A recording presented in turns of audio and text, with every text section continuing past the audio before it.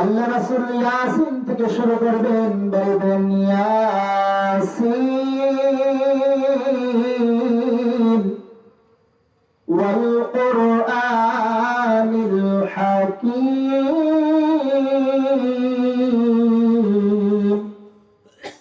ইন্নাকা লামিনাল মুরসালিন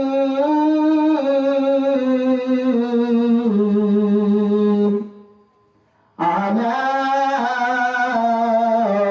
সিরাতিন মুস্তাকিম।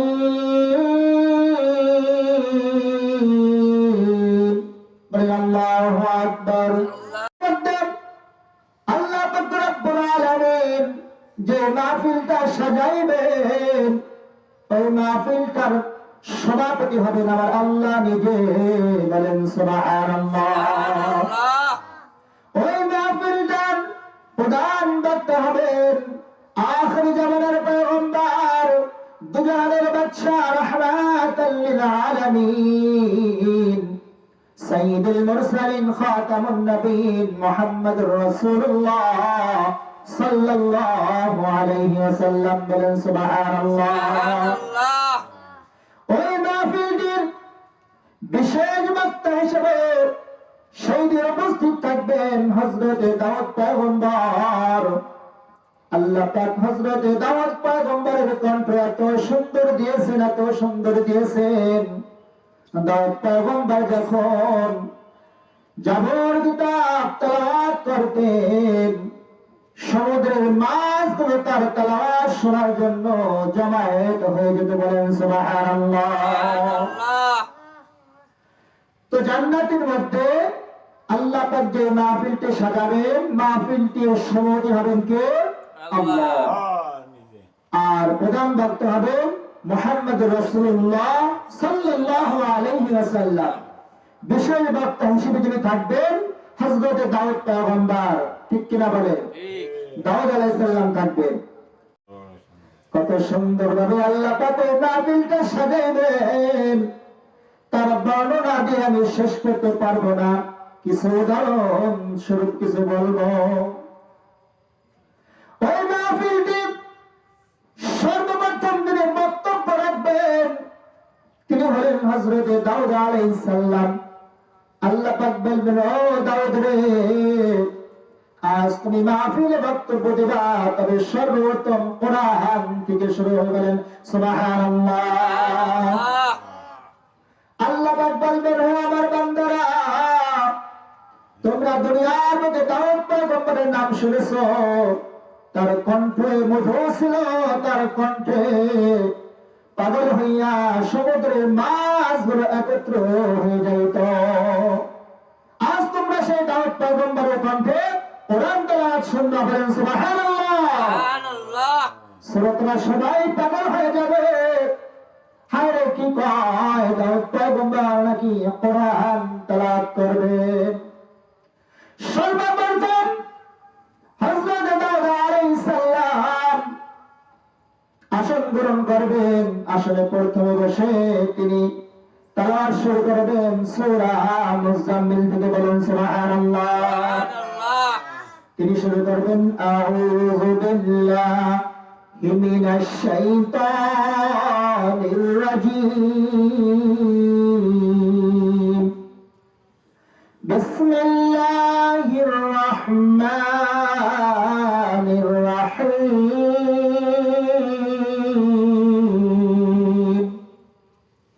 ইয়া আইয়ুহাল মুযাম্মিল قم الليل إلا قليلا نصفه أو انقص منه قليلا أو زد عليه ورتل القرآن ترتيلا। আল্লাহু আকবার। যখন দাউদ পয়গম্বর বলবেন নিসফাহু আও ইনকুস মিনহু কলিলা, যখন যখন তার মধুর কণ্ঠে টান দিবেন শ্রোতাদের কলিজার মধ্যে গেঁথে যাবে। আর তিনি যখন তার আওয়াজ শুরু করে দিবেন মানুষগুলো তার মুখের দিকে তাকাইয়া থাকবে। শত শত বছর কেটে যাবে, মানুষ ঠিক পাবে না। বলেন সুবহানাল্লাহ। দাউদ পয়গম্বর তেলাওয়াত করতেই থাকবেন, শ্রোতারা সবাই তার মুখের দিকে হা করে তাকাই থাকবে, আল্লাহ যদি ছাইড়া না দেয়। এত মধুর লাগবে, এত আকর্ষণ লাগবে। হায় রে কি মধু! নিসফাহু আও ইনকুস মিনহু ক্বালিলা আও জিদ আলাইহি ওয়ারাত্তিলিল কুরআন তারতিলা। মধুর মতন লাগবে।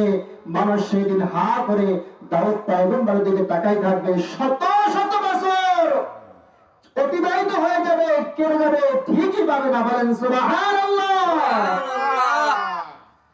আল্লাহ পাক বলবে, দাউদ পয়গম্বরে থাম থাম থাম। দাউদ পয়গম্বর থামবে, শ্রোতারা বলবে, ও আল্লাহ থামাই দিলেন কেন, আরো কিছুক্ষণ শুনতাম।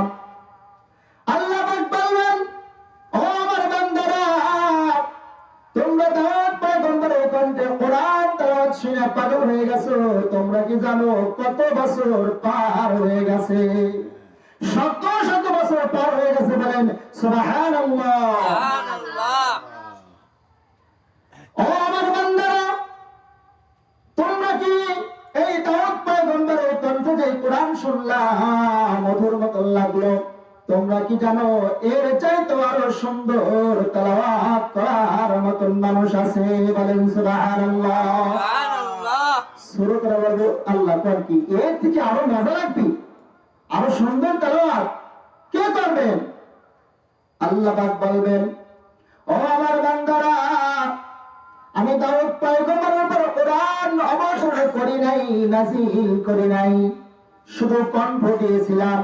আর সেই দাউদ পয়গম্বরের মুখে আমার কোরআন শুনিয়ে তোমরা পাগল হয়ে গেলা। আর আমি যে আমার হাবিব রাহমাতাল লিল আলামিন সাইয়্যিদুল মুরসালিন খাতামুন নবিয়্যিন, আমি আমার হাবিবের উপর কোরআন নাযিল করেছি। আমার হাবিবের মুখের তেলাওয়াত শুনলে তোমরা আরো এর থেকে বেশি পাগল হয়ে যাবে। বলেন সুবহানাল্লাহ। কারণ দুনিয়ার বুকে আমার হাবিবের মুখে কোরআন তেলাওয়াত শোনার জন্য কাফেররা পালায়া পালায়া তার বাড়ির পিছনে দাঁড়াইয়া থাকতো। বলেন সুবহানাল্লাহ। আবু জাহেল দেখতেছে মানুষগুলো এক এক করে ইসলাম গ্রহণ করতেছে, দ্বীন গ্রহণ করতেছে, মুহাম্মাদের দল ভাই হয়ে যাইতেছে। আবু জাহেল 44 জারি করলো, আজ থেকে মুহাম্মাদের দরবারে যাওয়া নিষেধ। মুহাম্মদ যে কোরআন তেলাওয়াত করে তোমরা এই কোরআন তেলাওয়াত শুনতে পারবে না, আজকে থেকে 44 জারি। বলেন নাউজুবিল্লাহ। 44 জারি হয়ে গেছে, মানুষ তো ভয় আর কেউ যায় নাই। কিন্তু কিছু কিছু নেতারা তারা বলতেছে 44 জারি করতেছে সাধারণ মানুষের জন্য। আমরা তো নেতা, আমাদের জন্য আবার কিসে? আমরা পলায় পলাইয়া মুহাম্মাদের কণ্ঠের কোরআন তেলাওয়াত আমরা ঠিকই শুনবো। আর আবু জাহেল মনে মনে চিন্তা করে 44 জারি করেছি, আজকে তো আর কেউ শুনতে যাবে না। তো মুহাম্মদ কি পারে, কি রকম লাগে, কেমন লাগে, মানুষগুলো কেন মুহাম্মাদের প্রেমে পাগল হয়ে যায়, আজ আমি নিজেই যাব। ওনার যে লিডাররা তারা বলতেছে আজকে তো কেউ আসবে না, আমরা যাব। আর উনি বলতেছে আজকে তো কে যাবে, আমি একাই যাব। কিন্তু ওনার লিডাররাও আজকে যাওয়ার জন্য রেডি। বলেন সুবহানাল্লাহ। আল্লাহ রাসূল গভীর রাতে যখন তিনি ঘুম থেকে উঠলেন, তাহাজ্জুদ নামাজ আদায় করলেন। নামাজ শেষ করে যখন কোরআন তেলাওয়াত করা শুরু করে দিলেন, উতবা সাহেবা বড় বড় লিডাররা আল্লাহ রাসূলের ঘরের পিছনে দাঁড়াইয়া কান পাইত আল্লাহ রাসূলের কোরআন তেলাওয়াত শুনে। বলেন সুবহানাল্লাহ। বলেন গভীর রজনীতে যে কোরআন তেলাওয়াত শুনে মজা না লাগে কি শুনে? বলেন মজা লাগে বিদায় তো শুনে। শুনতে শুনতে একজনের সঙ্গে একজনের ধাক্কা লেগে গেল। উতবা কয়, আবু জেহেল আপনি এই জায়গাটা। আবু জেহেল কয়, এই তুই এই জায়গাটা। আমি তো 44 জারি করছি কেউ যেন মুহাম্মাদের তেলাওয়াত শুনতে না আসে, তোরা কেন আসছিস? এবার ওরা চালাকি করে কয়, অবলিডার আমরা টেস্ট করতে আসছি, আপনি যে 44 জারি করছেন আপনার এই আদেশ কি কেউ অমান্য করে আবার এখানে আসে কিনা, তাই আমরা পাহারা দেওয়ার জন্য এখানে এসেছি, আপনি কেন আসছেন? এবার আবু জাহেল বলতেছে, আরে আমি তো আইন জারি করলাম, আদেশ করলাম, দেখি আমার আদেশগুলো কারা কারা মানে, আমার আদেশ কি অপেক্ষা করে আমার কেউ শোনে কিনা, আমি পরীক্ষার জন্য, আমি পরিদর্শন করার জন্য এসেছি কে কে আমার কথা রাখলো। উনি বলতেছে আমি দেখতে আসছি কে কে আমার কথা রাখছে, আর নেতারা বলতেছে আমরা দেখতেছি আপনার কি আপনার কথা কারা কারা রাখলো।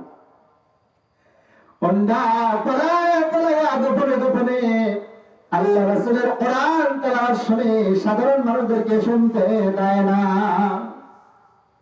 কত মধুর তেলাওয়াত।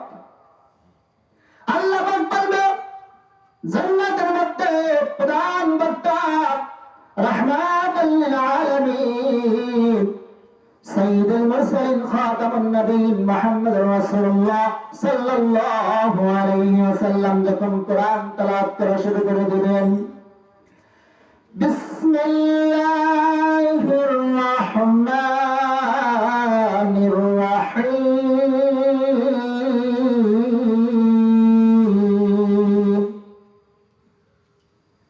আল্লাহ রাসূল ইয়াসিন থেকে শুরু করবেন, বলবেন ইয়াসিন ওয়াল কুরআনিল হাকীম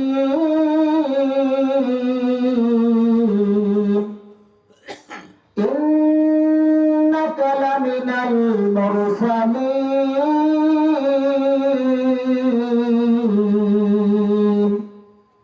আলা সিরাতিন মুস্তাকিম।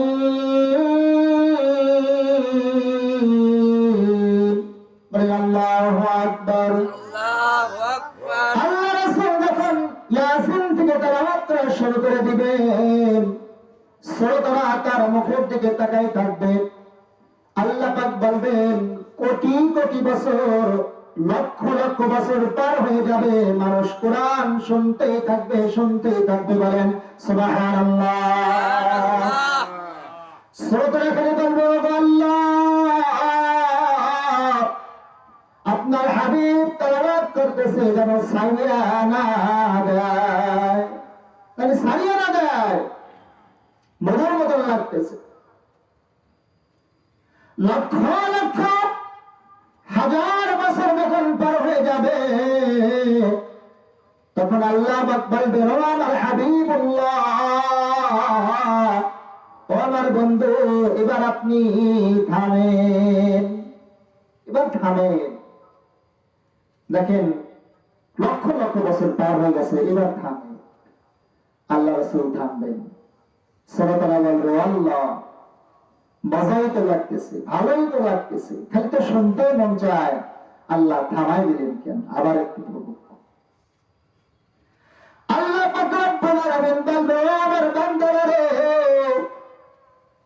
যে দাউদ পয়গম্বর তেলাওয়াত করলো তোমরা শুনলাম, আমার হাবিব তেলাওয়াত করলে তোমরা শুনলাম, এই যে তেলাওয়াত করলো যে কণ্ঠ দিয়ে, এই কণ্ঠ আমি আল্লাহ নিজে দান করেছি। বলেন সুবহানাল্লাহ। যেই কণ্ঠ আমি আল্লাহ দিলাম, যেই কোরআন আমি আল্লাহ নাযিল করলাম, সেই আল্লাহর মুখে কি তোমরা কোরআন তেলাওয়াত শুনবে না? বলেন সুবহানাল্লাহ, আল্লাহু আকবার। সেই দিন সবাই জাকর দিয়ে বের বলবে জি জি জি আমরা আপনার মুখের তেলাওয়াত শুনবো, আপনি তেলাওয়াত করেন। বলেন সুবহানাল্লাহ। সেই দিন আল্লাহ পাক রব্বুল আলামিন নিজে আমাদেরকে কোরআন তেলাওয়াত করে শোনাবেন, কত মধুর লাগবে বলেন তো। আল্লাহর মুখের তেলাওয়াত, এই যে দুনিয়ার বুকে আমরা কত কণ্ঠ শিল্পী দেখি, দেখি কিনা বলেন, কত ভালো ভালো কণ্ঠ, এই সমস্ত কণ্ঠের মালিক কে? আল্লাহ। আল্লাহ। যে কণ্ঠের মালিক আমার আল্লাহ, সেই আল্লাহর কণ্ঠ কেমন হবে বলেন?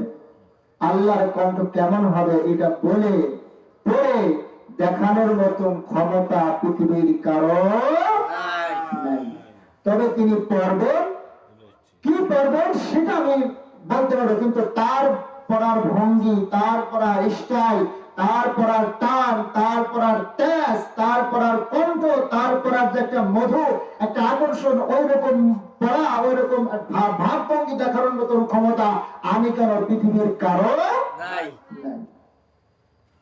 আল্লাহ পাক বলবেন, আমার বান্দারা আমি এখন তেলাওয়াত করব, তোমরা খেয়াল করে তাকাও।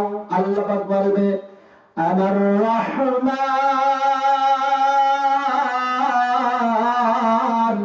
এই যে আনার রহমান কবে, এই যে একটা টান দিবে, এক টানে কোটি কোটি কোটি কোটি বছর পার হয়ে যাবে, শুধু খালি বলবে আনার রহমান আল্লামাল কুরআন খলাকাল ইনসান আল্লামাহুল বায়ান। বলেন আল্লাহু আকবার। আল্লাহু আকবার। শুধু বলবেন যে আনার রহমান। এই আনার রহমান বলতে বলতে লক্ষ লক্ষ বছর পার হয়ে যাবে, কোটি কোটি বছর পার হয়ে যাবে। শ্রোতারা হা করে আমার আল্লাহ রাব্বুল আলামিনের দিকে তাকাই থাকবে। বলেন সুবহানাল্লাহ। সুবহানাল্লাহ। বলেন সেই দিন আল্লাহ পাকের মুখের দিকে তাকাই থাকা, আল্লাহ পাকের দিদার লাভ করা কত বড় সৌভাগ্যের বিষয়। বলেন এর চাইতে সুখ, এর চাইতে শান্তি পৃথিবীর জমিনে আর হবে না। মানুষ যখন জান্নাতি হয়ে যাবে, জান্নাতের মধ্যে এই মাহফিলটা কিন্তু আল্লাহ পাক জান্নাতি মানুষদেরকে নিয়ে করবেন। জান্নাতে যাওয়ার পর জান্নাতি মানুষদেরকে একত্র করে আল্লাহ পাক মাহফিল সাজাবেন। তো জান্নাতের মধ্যে যাওয়ার পর সব কিছু পাওয়ার পর আল্লাহ পাক জিজ্ঞেস করবে, বান্দারে তোমার যা পাওয়ার, যা আমার প্রতিজ্ঞা ছিল, যা আমার দেওয়ার কথা ছিল, তা কি দিছি? তোমরা কি পাইছো? তখন বান্দারা বলবে, আল্লাহ সবই তো পাইছি, কিন্তু তারপরে জানি কি জানি পাইনি, মনে হয়। বলে কি পাও নাই? বলে কি যে পাইনি তাই জানি। তখন আল্লাহ পাক বলে, বান্দারে সব পাইছো, যতক্ষণ পর্যন্ত আমি মাওলা পাকের দিদার না হবে ততক্ষণ পর্যন্ত তোমাদের পাওয়া চাওয়া অপূর্ণই থাকবে, পূর্ণ হবে না। চিল্লায়ে বলেন আল্লাহু আকবার। আল্লাহু আকবার। তার মানে জান্নাতের মধ্যে যাইও আল্লাহর দিদার না পাওয়া পর্যন্ত মনের মধ্যে পরিপূর্ণ শান্তি আসবে না। আমাদের মনে হবে কি যেন এখনো অপূর্ণ রয়ে গেছে। তখন আল্লাহ পাক ডাকবেন, হে আমার বান্দারা আসো, আমি মাহফিল সাজাইছি, আমার মাহফিলের মধ্যে আসো, আমাকে দেখো, আমার মুখের তেলাওয়াত শুনো। বলেন সুবহানাল্লাহ। সুবহানাল্লাহ। সেই মাহফিলে কি আমরা অংশগ্রহণ করতে চাই? বলেন যদি সেই মাহফিলে অংশগ্রহণ করতে চাই, তাহলে দুনিয়ার মাহফিল গুলোতে আমাদের অংশগ্রহণ করতে হবে। কারণ দুনিয়ার মাহফিল, দুনিয়ার মধ্যে জান্নাতের বাগান, ঠিক কিনা বলেন? ঠিক। দুনিয়ার মাহফিল থেকে আমরা শিক্ষা পাই, আমরা বিভিন্ন কিছু জানতে পারি, আমাদের আমলের ব্যাটারিগুলো চার্জ হয়, আর আমরা আল্লাহ পাকের নৈকট্য হাসিল করার সুযোগ পাই, ঠিক কিনা বলেন? ঠিক। কারণ তিনি মজলিসে বসলে আমাদের লাভ না লস? বলেন লাভ। লাভ। তো আল্লাহ পাক রব্বুল আলামিন আমাদের সকলকে দ্বীনি মজলিসে বসে, দ্বীনি আলোচনায় বসে দ্বীনের কিছু কথাবার্তা শুনে সেই অনুযায়ী আমল করতে পারি। আল্লাহ পাক যেন আমাদের সকলকে তৌফিক দান করেন। সকলে বলেন আমিন। আমিন।